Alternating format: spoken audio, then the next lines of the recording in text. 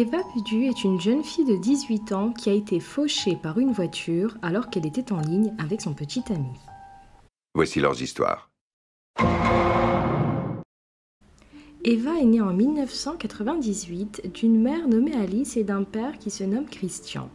Elle avait 2 sœurs. Elle a vécu une belle enfance entourée et ne manquait de rien. Elle s'entendait avec ses parents qui l'appelaient la joie de vivre de la maison. Elle dansait et souriait tout le temps. Le jour de ses 18 ans, Eva était dans l'année de son bac. Elle vivait à Nice. Même si elle avait beaucoup d'amis, Eva n'était pas de ceux qui passaient leur temps en boîte. Elle préférait rester chez elle, ce qui rassurait ses parents qui passaient beaucoup de temps avec elle. Peu à peu, Eva a commencé à jouer aux jeux vidéo. Elle passait son temps à jouer en ligne plutôt qu'à vivre sa vraie vie dans la réalité. Elle parlait à plusieurs personnes en ligne au travers des chats, des personnes qu'elle n'avait jamais rencontrées en réalité et qui habitaient dans différentes régions de France. Un jour comme un autre, alors qu'elle est en train de jouer, elle fait la connaissance dans le chat d'un certain Kevin. Ils vont commencer à se parler régulièrement. Ils se confient beaucoup l'un à l'autre et Eva va même finir par éprouver des sentiments pour lui sans l'avoir jamais vu en réalité.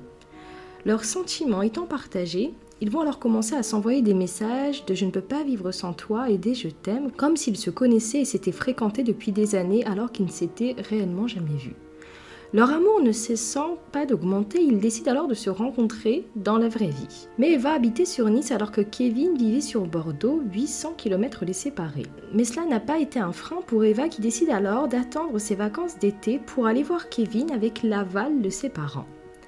Arrivée à Bordeaux, ils se rencontrent enfin et Eva passe plusieurs semaines avec lui. À son retour sur Nice, elle va confier à ses parents qu'elle veut retourner sur Bordeaux pour se rapprocher de Kevin et finaliser son année du bac là-bas. Elle était déterminée. Son père n'était pas d'accord, il lui a demandé de finir d'abord son année du bac ici et qu'après son obtention, elle pourrait partir vivre sa vie comme elle le souhaite. Il lui fait la morale en la mettant face à la réalité qu'elle ne peut pas chambouler toute sa vie pour un garçon qu'elle connaît à peine. Malgré tout cela, Eva était têtue et aucun membre de sa famille n'a réussi à lui faire changer d'avis.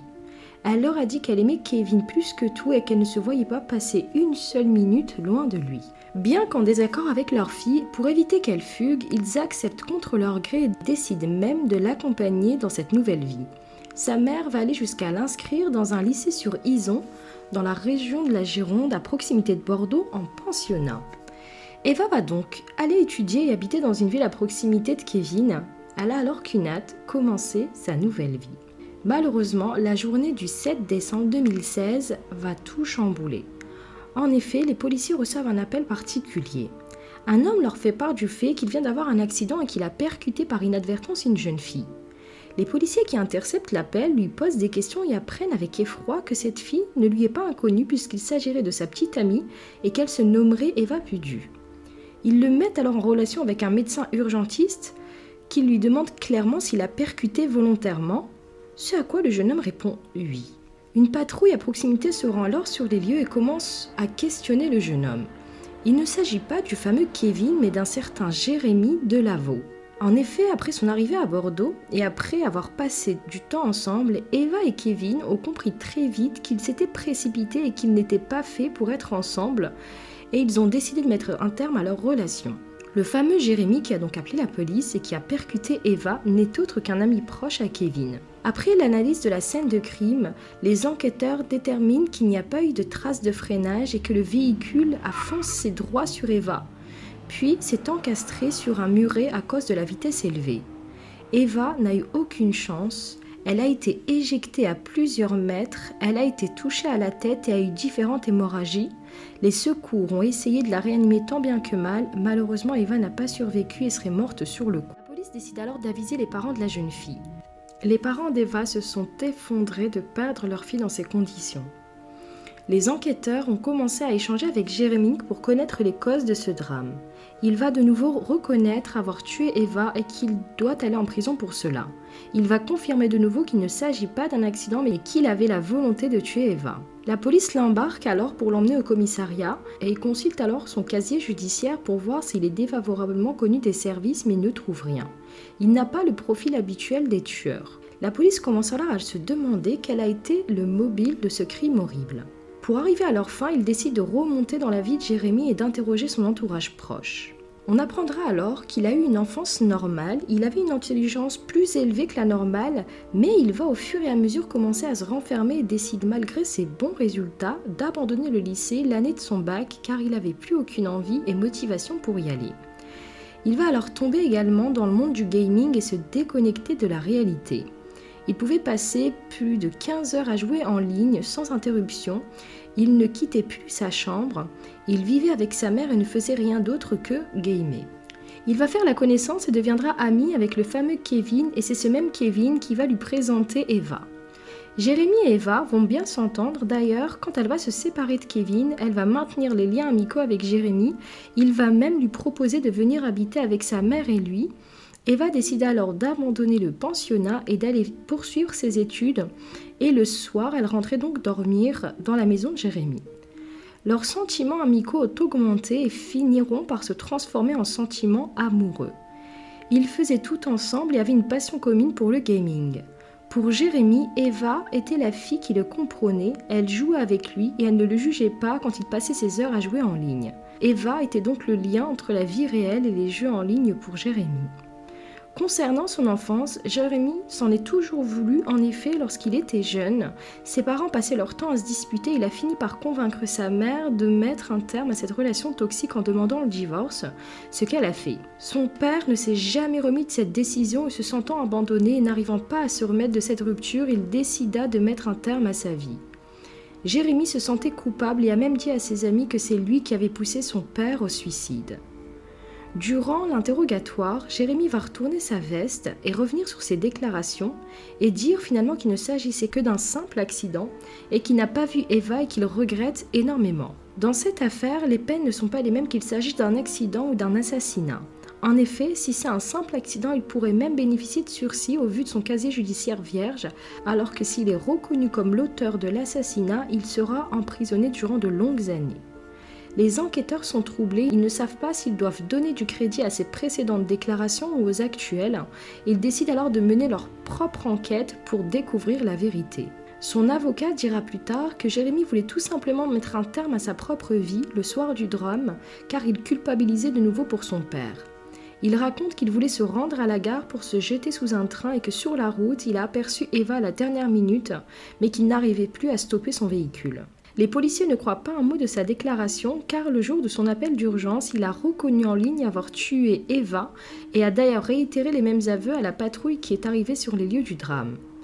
Briefé par ses avocats, il dira effectivement qu'il dit l'avoir tué simplement car il s'est senti coupable de ce qui était arrivé à Eva à cause de lui.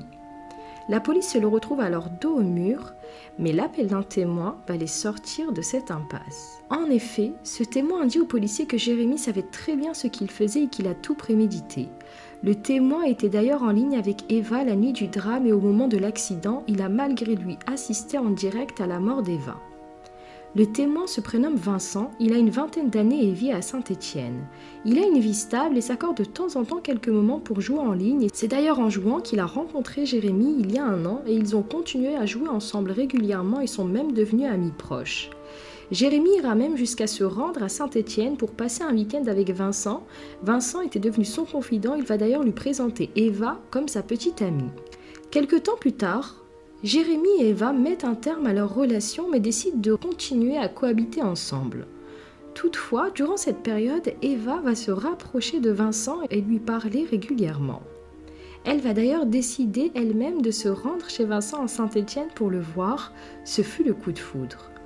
En l'apprenant, Jérémy n'a pas supporté ce rapprochement entre Eva et Vincent. Il se sent trahi car il est à l'origine de la rencontre entre Vincent et Eva et se sent exclu du groupe. Le jour du drame, Eva était partie pour faire quelques courses. Sur le trajet, elle a appelé Vincent pour lui dire qu'elle ne supportait plus cette cohabitation avec Jérémy et qu'elle souhaitait repartir sur Nice chez ses parents pour finir son année du bac là-bas. Alors qu'elle lui raconte cela, Vincent va entendre en direct le bruit d'une voiture qui arrive à fond et entendre le bruit du choc. Sur le moment, il ne pensait pas avoir assisté à la mort en live d'Eva et la communication fut interrompue. Vincent poursuit en disant à la police que quelques minutes après le drame, son téléphone a sonné, c'était Jérémy. Il décroche et Jérémy lui dit « À ton avis, qu'est-ce que je viens de faire ?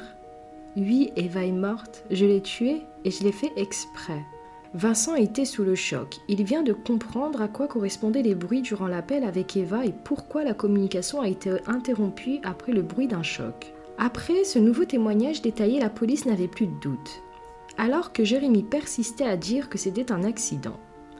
Les enquêteurs convoquent Vincent immédiatement au commissariat. Vincent leur dit tout, son amitié avec Jérémy, son rapprochement avec Eva.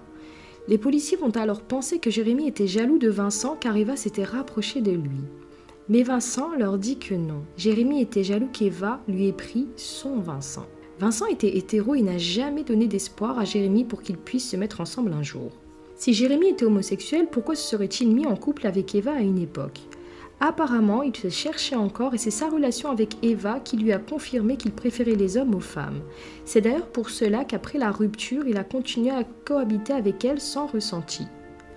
En parallèle, les sentiments de Jérémy pour Vincent vont augmenter et il va finir par lui avouer qu'il éprouve des sentiments amoureux pour lui. Vincent va lui mettre un stop et lui dire qu'il préfère qu'ils arrêtent d'échanger et que de toute façon il est actuellement en relation avec Eva et qu'il l'aime. Le monde de Jérémy s'écroule.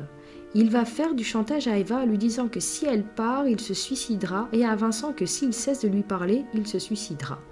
Il va d'ailleurs mettre ses menaces à exécution, il va tenter de se suicider en se jetant sous un train, mais a été secouru à la dernière minute et s'en est sorti.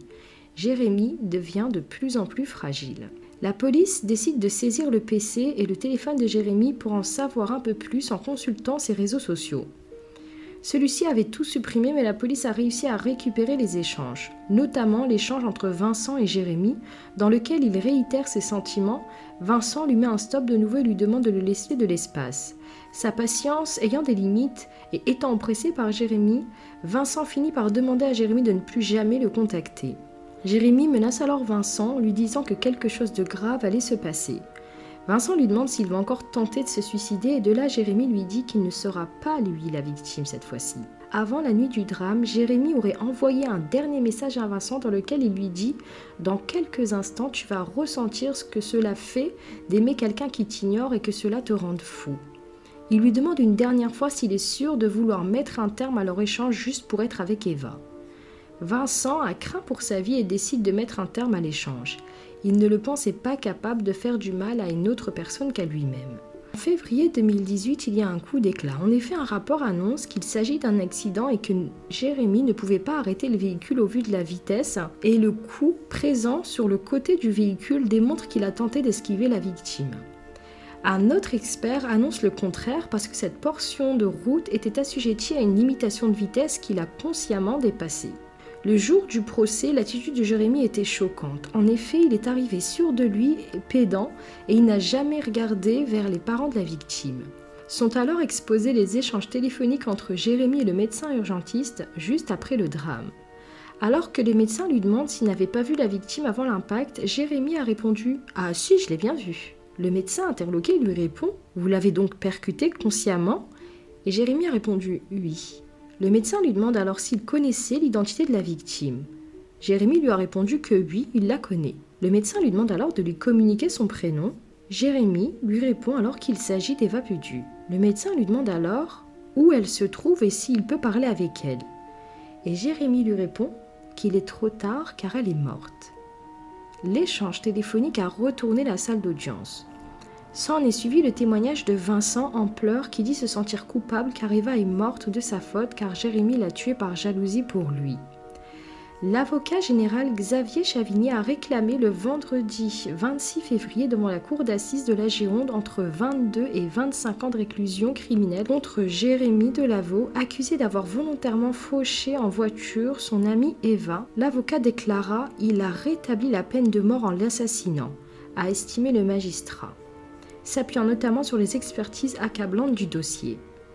Finalement, la cour d'assises de Gironde et le jury n'ont pas cru à la thèse de l'accident soutenue depuis le début de l'instruction par Jérémy et l'ont condamné à 20 ans de réclusion criminelle assortie d'un suivi socio-judiciaire de 3 ans.